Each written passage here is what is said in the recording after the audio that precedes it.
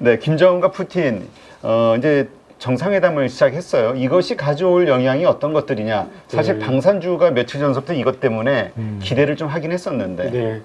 그 방산주들에 대해서 저 지난주부터 계속 강조를 좀 드리고 있습니다. 근데 어제부터죠? 어제부터 조금 이제 슬슬 움직임이 있는 상황이고, 오늘도 이제 오는 길에 하나 에어로스페이스 관련해서 뉴스가 나왔더라고요. 루마니아 쪽으로 해서 1조가 넘는 어떤 수주에 대한 부분들이 이제 좀 현실화된 것 같습니다. 자, 일단은 이제 김정은 국방위원장과 이제 푸틴 대통령이 이제는 만나서 이제 정상회담을 시작했는데, 자, 결국은 이거죠. 이거 지금 다음 달에 중요한 이벤트가 있습니다. 7월 중순에 이제 나토 정상회의가 있죠. 나토 정상회의를 앞둔 상황에서 일단은 뭐 김정은 국방위원장과 푸틴 대통령이 어느 정도 뭐 결속을 좀 다지는 그런 어떤 스탠스를 좀 보여주는 것 아닌가라는 생각을 하고 있고요. 자, 결국은 전반적으로는 역시나 이제 뭐 국방비 증가에 대한 어떤 얘기가 안 나올 수가 없는 것 같습니다. 그런 상황에서 루마니아가 딱 이런 K9 자주포에 대해서 수주를 이제 공식화한 상황이고요. 자, 여기에 더해서 이제는 이번에 또 유럽 최대 방산 전시회죠. 유로 사토리가 현재 진행 중인데, 여기에 또 뭐 하나 에어로스페이스, 현대로템, LSM 트론, 뭐 우리나라 기업들 다 가 있는 상황이고요. 일단 루마니아 쪽에서 수주가 나온 상황이고, 추가적으로 저기 현대로템도 그리고 LG 넥슨도 추가 수주에 대한 기대감을 충분히 가져볼 수 있는 부분이기 때문에 일단 방산에 대한 것은 올 하반기에 저는 개인적으로 좀 주도 섹터가 될 가능성이 충분히 있지 않나라는 생각을 조심스럽게 하고 있습니다. 네. 자, 우리 유로 사토리 관련해서는 좀 며칠 그제서부터 좀 이야기를 나눴는데 이게 실제로 뭔가 이 수주로 계약으로 좀 이어지는 성과를 끄집어낼 수 있는 것을 기대해 볼 만한 겁니까? 아니면 일단 네. 그냥 기대감 정도로 끝나야 되는 겁니까? 충분히 기대감을 가지셔도 될 것 같습니다. 이미 레퍼런스는 우리는 충분히 가지고 있고요. 폴란드를 통해서 이미 레퍼런스를 충분히 보여줬고, 그리고 이제 공시는 나오지 않았습니다만 루마니아도 1조가 넘는 K9 자주포에 대한 부분들을 오늘 오후에 뉴스를 통해서 어떤 정도 이제 확진을 시켜줬기 때문에 결국 이제 폴란드에 이어서 루마니아, 그 다음은 이제 슬로바키아, 그런 동유럽 국가권에서 이제는 우리나라 K 방산이라고 하죠. 이것을 이제 하나둘씩 도입을 이제 할 수밖에 없는 상황인 것 같고요. 이게 이럴 수밖에 없는 것이 지금 동유럽, 뭐 전 세계 마찬가지지만 동유럽에 이제 퍼져 있는 여러 가지 어떤 자주포라든가 아니면은 전차라든가 이런 것들이 1970년대 다 소련에서 가져온 거거든요. 워낙에 노후가 됐기 때문에 교체를 해야 됩니다. 교체를 해야 되고 현재 돌아가는 상황 자체가 소위 신냉전 시대 아니겠습니까? 이것이 우크라이나 전쟁이 휴전이 된다 하고 하더라도 이것이 당장 바뀔 가능성이 낮기 때문에 결국은 교체 수요에 대한 부분들, 그리고 국방비 갖다가 이제는 뭐 GDP의 2%까지 이제 올라온 상황인데, 트럼프에서는 이제 지금 자료를 보시면은 트럼프 같은 경우는 나토를 대상으로 해서 방위비의 GDP 4%까지는 지출을 해라, 보시면은 강요를 하고 있어요. 자, 이렇다면은 나토 입장에서는 안 할 수가 없는 상황인데, 물론 4%까지는 좀 무리라고 볼 수 있겠지만은 어쨌든 2%까지는 이제 하나씩 다들 채워 나가는 이제 상황이고, 제가 이제 트럼프 이 사진을 들고 나온 이유가 있습니다. 7월 15일부터 미국 공화당 전당대회가 있거든요. 네. 자, 거기서 이제 트럼프 전 대통령이 공식으로 후보가 추대가 되겠죠. 자, 그럼 거기서 이제 그 자리는 뭐냐면요, 공화당원들이 다 모인 상황에서 이제 으쌰으쌰한 자리 아니겠습니까? 거기서 얼마나 센 발언들을 하겠습니까? 그것도 하필 그 시기가 나토 정상회의를 한 이유거든요. 그러면은 그 상황에서 또 분명히 또 우크라이나 관련된 발언들, 그리고 국방비와 관련된 발언들, 잘하면 또 우리나라의 주둔에 있는 또 주한 미군 어떻게 보면 이 얘기도 또 꺼낼 수 있거든요. 결국 이제 이런 어떤 국방비 그리고 방위력에 대한 부분들은 계속 시간이 가면 갈수록 건드릴 수밖에 없는 어떤 이슈이기 때문에 전 세계 국가들이 긴장할 수밖에 없겠다. 그래서 우리나라 K 방산의 경우에는 혹시나 그 가성비 측면에서 놓고 본다라면은 혹시나 정치를 떠나서 국가가 될 수밖에 없지 않나 이렇게 보고 있습니다. 네. 미국 대선 정책 테마주가 되는 게 아닐까라는 생각도 드네요. 왜냐하면 미국도 뭐 로키드 마틴부터 시작해서 미국의 방산주 자체에 대해서도 미국 내에서 지금 봐야 된다라는 리포트들이 나오고 있거든. 이게 그 전 세계 국방비가 작년이 역대 최고로 찍었어요. 올해도 마찬가지입니다. 아마 시간이 가면 갈수록 더 늘어날 것 같아요. 자, 이러면은 전 세계 외국인들 같은 경우는 전 세계를 대상으로 주식 투자를 하잖아요. 네. 그러면 보통 포트폴리오 깔아두거든요. 이게 그럼 걔네들이 봤을 때는 자 방산 섹터가 전 세계 국방비가 진출이 되는 것을 봤을 때는 이건 될 것 같은 거야. 그러면은 미국 방산주를 깔아두고 프랑스 방산주 깔아두고 독일 방산주 깔아두고 또 K 방산주 깔아두게 되거든요. 그러다 보니까 그 작년 11월 우리 시장이 저점 찍고 나서 지금까지 우리나라를 외국인들이 27조 원 샀거든요. 네. 그 27조 원 중에서 어떤 섹터를 사는지 보시게 되면은 1위가 반도체입니다. 삼성전자, 현대차, SK하이닉스. 그 다음이 자동차거든요. 현대차, 기아. 네. 3위가 뭔지 아십니까? 방산입니다. 아, 하나에어로스페이스, 현대로템, LI넥슨 샀고요. 그 다음이 전력기기. 그 다음이 밸류업이에요. 우리가 그때 봤을 때는 항상 그렇죠. 기관들의 매매는 약간 단타하잖아요. 그래서 올라갔다 내려갔다 하는데 요 시간이 지나고 나서 보니까 반도체 신고가, SK하이닉스 신고가, 현대기아차 신고가 찍었잖아요. 전력기기 신고가 찍었잖아요. 방산 이번에 신고가 찍었잖아요. 결국 엉덩이가 무거운 외국인들이 또 결국 승리를 이제 하는 것을 우리는 보고 있는 거죠, 지금. 그래서 어쨌든 간에 방산의 경우에는 이제 신고가를 찍었기 때문에 지금부터 시작일 가능성이 높다라고 보고 있습니다.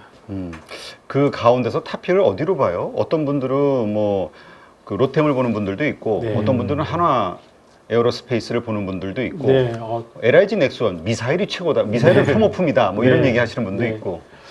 저는 바스켓으로 가야 된다고 봐요. 아, 전체를 담자. 네, 맞습니다. 일단 왜냐면요, 제가 보시는 그림을 이제 한번 보여드릴게요. 이게 보시면은 이거를 이해를 하시면은 왜 우리나라 방산 시장에 대해서 외국인들이 이렇게 사고 있는지가 아마 이해가 될 거예요. 미국은요, 여러분들 항상 영화를 보시면 미국은 정말 최첨단 무기 아니겠습니까? 뭐 항공모함부터 해서 뭐 스텔스 전투기까지 하이엔드급 무기를 중심으로 해서 생산하고 만들어내는 국가인데 그 바로 밑에 있는 소위 미들급 무기라고 하죠. 재래식 무기를 전 세계에서 가장 빠르고 가장 가성비 있게 만들어낼 수 있는 나라는 우리나라밖에 없습니다. 이미 유럽 같은 경우는 프랑스와 독일이 있는데 그쪽 같은 경우는 워낙에 오랫동안 평화 신호를 맞이하다 보니까 이 생산 능력에 대한 캐파가 확 떨어진 상황이에요. 그러다 보니까 우리나라 K방산이 확 뜰 수밖에 없는 그런 구조가 될 수 있다 이렇게 보기 때문에 그렇기 때문에 외국인들 입장에서 봤을 때는 당연히 미국의 어떤 방산 주식들 뿐만이 아니라 우리나라 방산 주식들을 골고루 쓸어 담고 있다 이렇게 이해를 하시면 될 것 같아요. 그러면은 우리가 그 안에서 뭐 하나 에어로스페이스도 있고 여러 가지 주식도 있겠지만은 결국은 내가 어디서 어떤 주식이 어떤 수준을 이제 보여줄 수가 없기 때문에 결국은 다 같이 여러분들 뭐 하나 에어로스페이스, 현대로템, 항공우주, LI넥스원 하나 더 말씀을 드리게 되면은 하나 시스템까지 5개 종목을 같이 이제 보시면 좋을 것 같습니다. 근데 이제 방산주에 대해서 1분기 실적이 네. 우리 기대치를 좀 못 미쳤다. 네. 그래서 이 방산주의 너무 이 밸류에이션도 그렇고 기대치가 좀 너무 과한 거 아니냐 네. 이런 의견들도 있거든요. 네. 그것도 좀 억울한 부분이 있습니다. 왜냐면요, 그 원래 방산주 예를 들어서 현대로템 같은 경우는 1분기 원래 가이던스가 300억이었어요. 그런데 수출 데이터를 보니까 좀 잘 나가는 것 같아. 그래서 갑작스럽게 가이던스를 확 올려버렸습니다. 그래서 여의도 이제 그 위스퍼라고 하죠. 확 올려버리다가 이게 안 나오다 보니까 이게 이완된 거거든요. 거기서 실적 미스라고 해서 거의 이제 패대기 친 거거든요.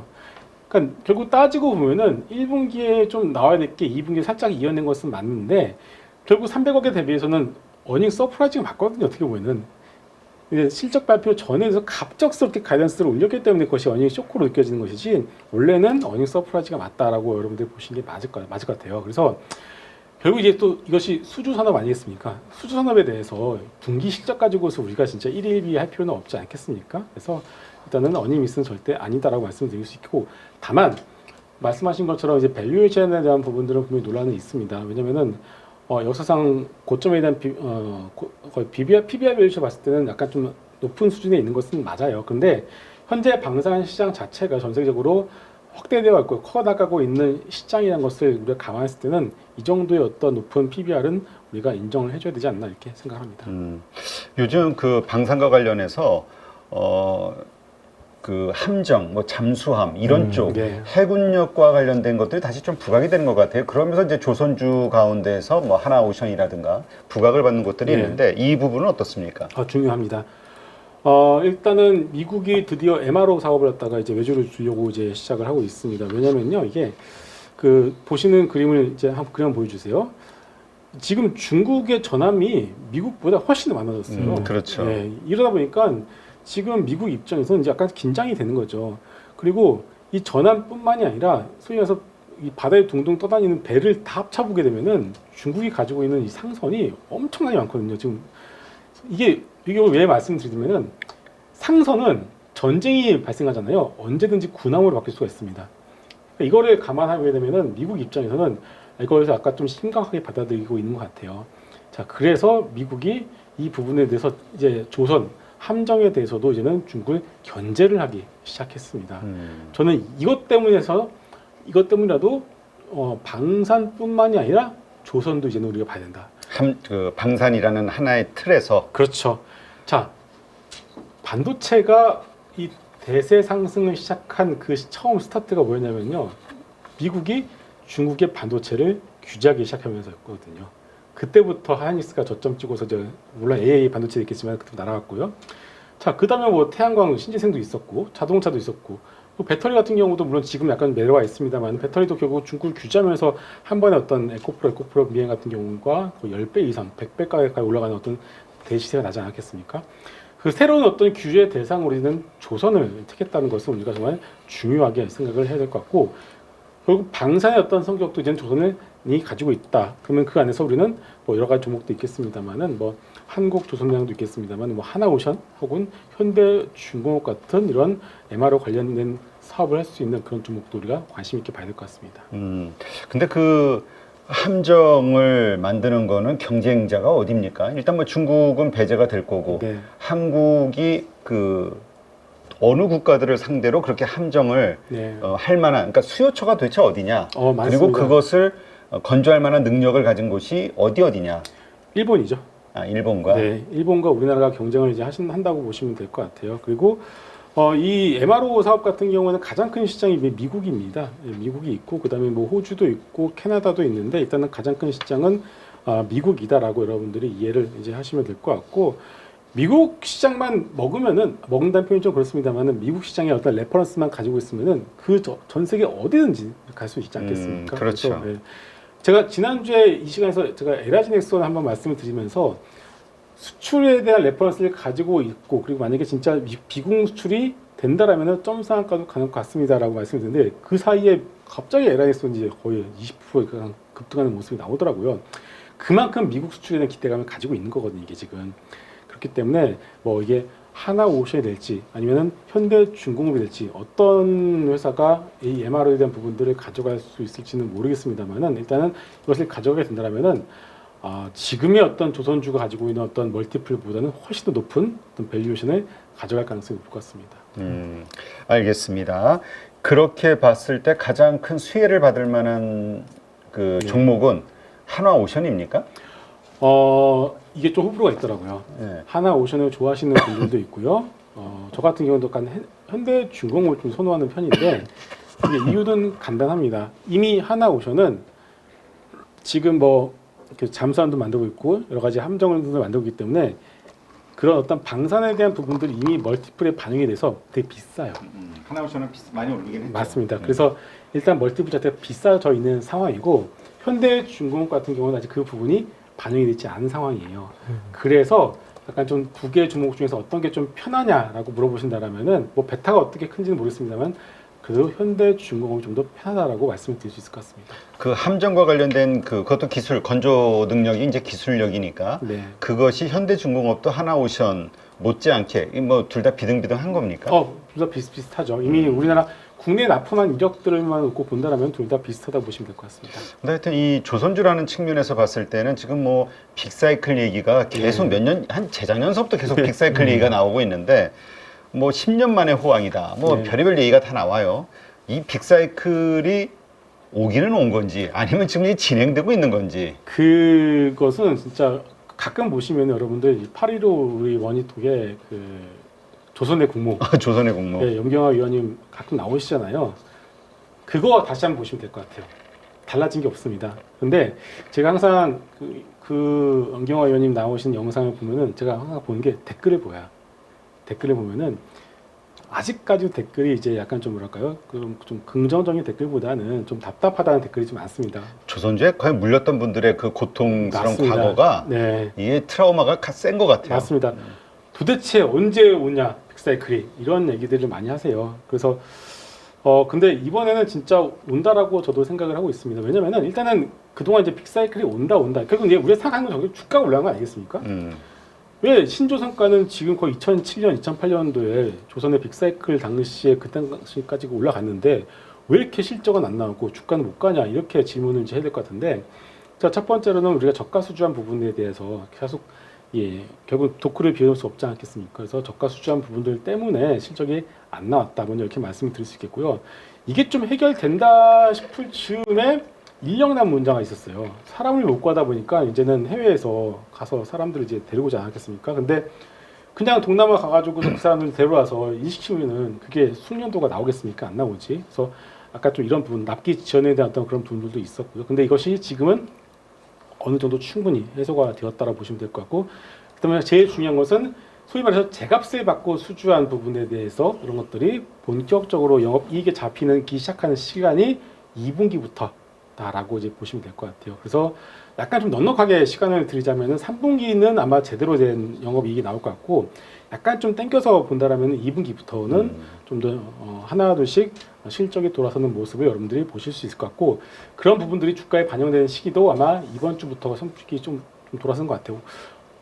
한국조선해양이 오늘 좀 의미 있는 모습을 보여줬습니다. 좀 강하게 한 4% 넘는 상승세를 보여주면서 50주 신고가를 보여줬기 때문에, 그리고 이미 그 전에 보시면은 이것을 가장 빠르게 반영하는 것이 조선 기자재 아니겠습니까? 조선 기자재에서 가장 먼저 움직인 게 바로 하나엔진이었어요. 하나엔진이 먼저 강한 슈팅이 나왔고요. 그 다음에 오늘은 한국조선해양이 신고가 나왔다. 그러면 이거는 뭐냐면은 하나엔진 같은 경우는 1분기 어닝 서프라이즈를 보여줬거든요. 그러면은 이 어닝 서프라이즈가 약간 시간을 두고 텀을 치고 지나가서 이제는 소위 말해서 조선사들까지도 이제는 2분기 실적에 대한 기대감을 충분히 우리가 가져가 볼 수 있지 않나 이렇게 생각합니다. 그래서 아마 시간이 되신다면은 염경화 위원님 한 번 더 모셔도 좋을 것 같습니다. 근데 제가 좀 생각하는 음점이 있는데 그 한국조선해양 같은 경우는 올해 가이던스 자체가 한 1조로 잡혀 있거든요. 영업이익이. 네.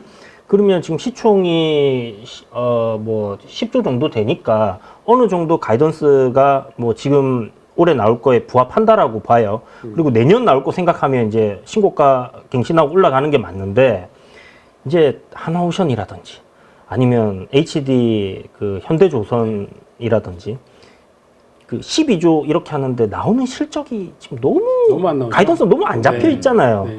그 내년에 나오는 것도 보면 내후년까지 봐야 뭔가 지금 실적이랑 좀 부합되는 것 같다는 생각이 들어서, 여기도 좀 그런 차이 때문에 주가의 그런 지금 가격단의 레벨이 다른 거 아닌가 하는 생각도 들고. 그럴 수 있죠. 일단은 조선해양이 가장 센 이유는 그 자회사 중에서 현대사모중공업 때문에 그렇습니다. 현대사모중공업이 이제 소위 국내에 있는 모든 조선사 중에서는 가장 좋은 실적을 이제 보여주고 있기 때문에 현대사모중공업을 가지고 있는 한국조선해양이 가장 무난한 주가 흐름을 좀 보여주고 있는 상황이고요. 또 하나 이번 여러분들이 과거의 빅사이클과 지금의 빅사이클과 약간 좀 다르다고 보셔야 될 것 같아요. 과거의 빅사이클은요, 우리가 무지막지하게 증설을 했습니다. 이번엔 증설이 없어요. 그러니까 이번 사이클은 여러분 증설이 없는 빅사이클이에요. 그렇다면 그 안에서 실적만 놓고 봤을 때 가장 편한 선택지는 현대사모중공업을 가지고 있는 한국조선이 될 수 있고, 그런데 여기에 새로운 변수가 등장한 게 바로 MRO거든요. 근데 MRO 같은 경우는 너도 모르고 나도 몰라요. 그러니까 얼마나 크게 터질지, 그죠? 수주가 아직 나온 것도 아니니까. 그렇죠. 미군 이거 100대 만들어라 하면 이제 뭐. 아니 그 항공모함 그렇잖아요. 네. 뭐 그거에 대해서 누가 멀티플을 매기겠어요. 에비에이션 매길 수 없기 때문에, 그래서 약간 좀 우리 시장에서 이제 약간 좀 공격적인 투자를 좋아하시는 분들의 경우에는 조선해양보다는 하나오션 혹은 현대중공업을 좀 더 선호하시는 어떤 그런 경향이 있습니다. 지금 이제 향후 좋아질 실적과 플러스 그 맞습니다. 이제 군함을 생각을 하고 이제 봐야 되는 거구나. 왜냐하면 이게 위가 열려야지, 네네. 위가 열려야지 그게 약간 좀 뭐랄까요? 지금 솔직히 바이오 섹터 같은 경우가 한번 튀기 시작하면은 오늘도 뭐 몇몇 종목 날아갔습니다만은 그 누구도 위의 상단을 제약할 수 없기 때문에 날아가는 거잖아요. 그렇죠. 그런데 소위 말해서 위가 박혀 있으면은 그것에 대해서는 누구도 함부로 이렇게 소위 말해서 슈팅이 나오기 쉽지 않거든요. 그래서 사모중공업을 가지고 있는 조선해양보다는 MRO 사업을 어떤 기대감을 가지고 있는 하나오션과 그리고 현대중공업에 대한 어떤 기대감이 좀 더 큰 것이 사실입니다. 네. 어떻습니까? 우리가 사실 조선주가 재미없어지기 시작한 게 그 결제 방식이 바뀌면서 네. 우리 보통 헤비테일이라고 그러나요? 뒷부분에 가가지고 그러니까 나눠주는 거 그리고 인도하고 나서 잔금 받고 이러다 보니까 떼이는 돈들도 있고 네. 뭐 하여튼 여러 가지 이슈가 있었는데 지금 그게 좀 많이 달라졌다 경쟁 때문에 이런 얘기도 있고 네. 아직도 그대로다 의견이 좀 분분해요. 네. 근데 그 컨콜에서도 이런 질문이 나오면은 항상 회사에서 하는 얘기들이 똑같습니다. 과거에는 많이 달라졌다. 네. 자세하게는 얘기 안 하고. 자세히 얘기 안 합니다. 그러면 뭔가 쫄리는 게 있는 건데. 그런데 그래도 뭐 그렇게 걱정하는 수준까지는 아니다라고 얘기를 이제 하시니까 네, 그것에 대해서는 너무 앞서 나가서 걱정하시는 그게 않을 것 이제 같습니다. 그 조선을 하는 데는 이제 영업 팀들이 있잖아요. 음. 선주가 갑이거든요. 이게 어마어마하게 비싼 전직 배들만- 마도로스. 아, 네. 그래서 그런 것 같아요. 제가 봤을 때는 어쩔 수 없습니다. 그런 조건을 내세우면 그렇게 해줘야 되는. 어쨌건 다음에 또 지금 아니라 하긴- 다음에 또 또 죽놀 수 그때 있고. 드릴십 때문이었나? 삼성중공업이 두 척인가 세 척을 그렇죠. 끌어안고 재고 때문에 아주 부도 죽었죠. 위기까지 네, 갔었잖아요. 맞습니다. 그러니까 이런 것들 때문에 어쨌든 이제 자정은 하겠군요. 네, 그렇죠. 뭐 같은 실수를 뭐 반복하지는 않죠 지금은. 아까 그렇다면 지금 그 MRO까지 포함해서 HD 현대중공업 그 다음에 하나오션 여기를 좀 탑픽으로 보신다 이걸로 이해를 하면 될까요, 조선주는? 좀 선택지를 드리자면은 편안하게 일단 보고 싶다 음. 하시는 분들의 경우에는 한국조선해양. MRO에 대한 부분들을 약간 좀 봐서 방산까지 본다라면은 하나오션과 현대중공업. 그 밑에서 약간 더 큰 베타를 보고 싶다, 더 높은 순위를 원한다 그러면은 엔진. 그래서 하나 엔진. 왜냐면요. 하나 이제.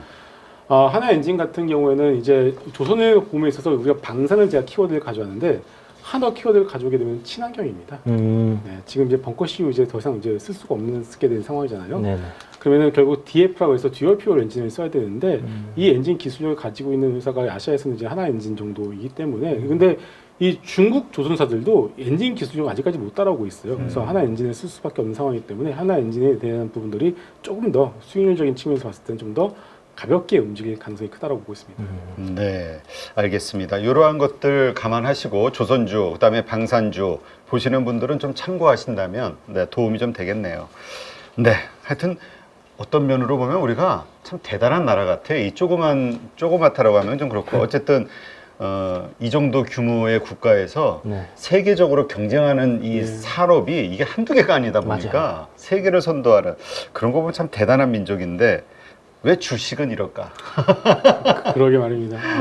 왜 우리도 좀 밸류업 좀 빨리 뭔가 해서 일본보다도 더 뛰어난 시장, 자본의 우리가 예전서부터도 자본도 뭐 금융 중심 허브로 만들겠다 의욕들은 넘쳤는데 오늘 드디어 이제 코스피가 그 신고가를 찍었어요. 그렇죠. 25개월 만이라고. 네, 진짜 힘들게 찍었다라는 느낌이 듭니다. 근데 문제는 이 코스피가 신고가를 찍는데 큰 역할을 했던 게 바로 이제 전자, 하이닉스, 현대차인데 이 세 종목이 움직이니까 다른 종목들이 다 밀려버리는 그러니까 지금 다들 얘기하는 게 뭐냐면 지수는 올랐어? 근데 왜 내 계좌는 피지? 맞습니다. 왜 파란불이지? 이게 우리나라가 이제 수급 공백이 크다 보니까 전자가 올라간 날에는 모든 시장의 자금을 전자가 빨아들이다 보니까 그냥 이걸 팔아서 저걸 사야 되잖아요, 우리가. 맞아요. 좀 안타까운 부분들이 있습니다.